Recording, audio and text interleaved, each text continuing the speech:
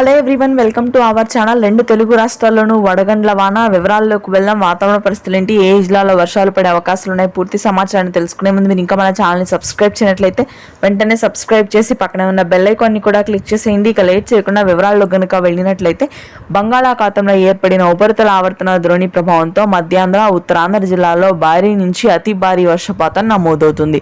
శ్రీకాకుళం, విజయనగరం, విశాఖపట్నం, తూర్పుగోదావరి, పశ్చిమ గోదావరి జిల్లాలో వడగండ్ల వాన నమోదవుతుంది. పార్వతీపురం, మన్యం, అల్లూరి సీతారామరాజు, అరకు, పాడేరు, లంబసింగి, సీతమ్మధార, టెక్కిలి భాగాల్లో కూడా భారీ వర్షాలు నమోదవుతాయి. 80 నుంచి 90 కిలోమీటర్ల వేగంతో భారీ ఈదురుగాలులు వీస్తాయని వాతావరణ కేంద్రం వెల్లడించింది.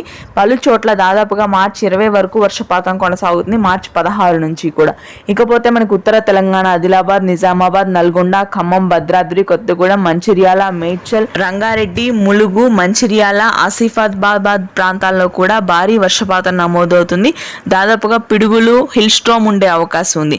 ఇకపోతే మనకి రాయలసీమలోని చిత్తూరు, కర్నూలు వ్యాప్తంగా తేలికపాటి జల్లులు నమోదవుతాయి. భారీ నుంచి అతి భారీ వర్షపాతం నమోదు కాదు, కానీ తెలుగు రాష్ట్రాల్లో ఈదురుగాలుల ప్రభావం అత్యధికంగా ఉంటుంది. ప్రస్తుతానికి latest weather update. Thanks for watching this video.